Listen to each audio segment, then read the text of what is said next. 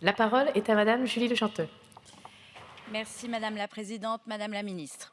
En tant que députée de la 5e circonscription du Var, je souhaite vous alerter sur les conséquences du projet ferroviaire de nouvelles lignes à grande vitesse entre Marseille et Nice. La ligne nouvelle n'a plus grand-chose de nouveau. Annoncée au début des années 2000, elle est devenue le serpent de mer favori des majorités régionales qui se succèdent, brandissant inlassablement les soi-disant opportunités que le projet apporterait à notre territoire.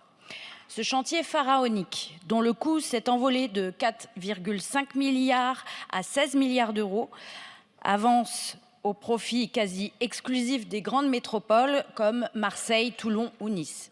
Les phases 1 et 2 prévues entre 2025 et 2030 les concernent en priorité. Pendant ce temps, les investissements pour les lignes existantes, les TER, les trains du quotidien sont relégués au second plan. Pourtant, améliorer leur fiabilité, leur fréquence et leur accessibilité est une attente forte que j'entends sur le terrain et un levier évidemment efficace pour répondre aux besoins des familles. Les phases 3 et 4, envisagées à l'horizon 2040, visent à réorganiser la ligne à grande vitesse pour gagner 15 minutes entre Marseille et Nice. 16 milliards d'euros pour 15 minutes, c'est une aberration. Les grandes perdantes de ce projet sont les communes éloignées des grands centres, comme par exemple la gare de Saint-Raphaël-Valescure, qui accueille annuellement 1 360 000 voyageurs, perdrait sa desserte TGV. Des dégâts sur l'économie locale du tourisme seraient évidemment majeurs. L'impact environnemental est lui aussi très préoccupant. La construction d'un tunnel traversant le massif de l'Estérel compromet sa candidature au label Grand Site de France. Ce site Natura 2000, le cœur d'un futur parc naturel régional, sont directement menacés.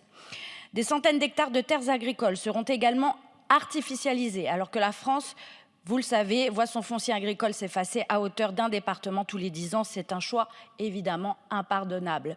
Je souhaite enfin dénoncer le mépris affiché envers les élus locaux. Non seulement les collectivités sont ignorées, mais celles qui osent émettre des réserves sont sanctionnées. Estérel Côte d'Azur Agglomération aurait ainsi été privé de 10 milliards d'euros de dotation, 10 millions de dotation régionale pour s'être opposé au projet.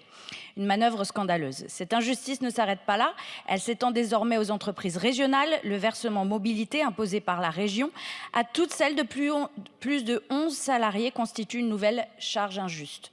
Madame le ministre, je vous le demande solennellement. Comment peut-on investir 16 milliards d'euros sans écouter les élus, sans respecter notre patrimoine et sans répondre à l'urgence du désenclavement territorial? Notre région mérite mieux qu'un projet conçu pour les seules métropoles déconnectées des réalités locales et qui alourdit la pression fiscale sur nos intercommunalités et nos entreprises. Je vous remercie. Merci. La parole est à Madame Françoise Gatel, ministre déléguée chargée de la ruralité. Merci Madame la Présidente, Madame la députée Julie Lechanteux. Je vous prie tout d'abord d'excuser l'absence de Philippe Tabarot. Le projet des phases 1 et 2 de la ligne nouvelle Provence-Côte d'Azur vise, vous le savez, à désaturer les nœuds ferroviaires de Marseille, Toulon et de la Côte d'Azur pour répondre aux besoins de transport du quotidien et améliorer les conditions d'exploitation et surtout de robustesse du réseau. Ce projet, outre le gouvernement, est fortement soutenu par les collectivités et les élus varois, en particulier la région, le département, la métropole Toulon-Provence-Méditerranée, la communauté d'agglomération Dracénie-Provence-Verdon. Dans le Var, le début des travaux de la phase 1 prévue cette année va permettre la mise en œuvre du service express régional métropolitain de Toulon avec un service omnibus au quart d'heure en heure de pointe et transformer les gares de Saint-Cyr-sur-Mer et de la Pauline en véritable pôle d'échanges multimodaux. Cette première phase du projet permettra l'amélioration de la sécurité grâce au remplacement des traversées piétonnes par des passerelles à Solliès-Pont, Cuers, Puget-Ville et Carnoul.